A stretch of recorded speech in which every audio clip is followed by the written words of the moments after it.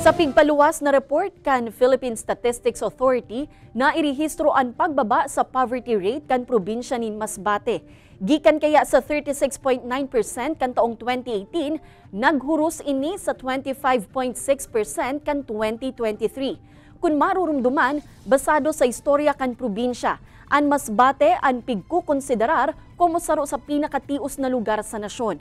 Alagad sa pag-agi kan mga panahon, padikit-dikit na ining nakakabawi.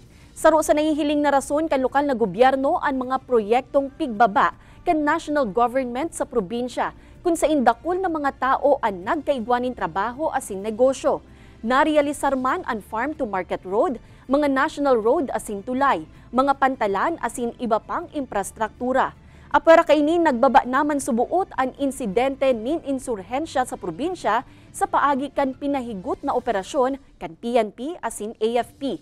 Piglalauman man na mas dakul pang turista ang mabisita sa lugar na dakulang tabang para sa pag-uswag kan turismo sa Masbate. Masbate is one of the poorest provinces in the entire country.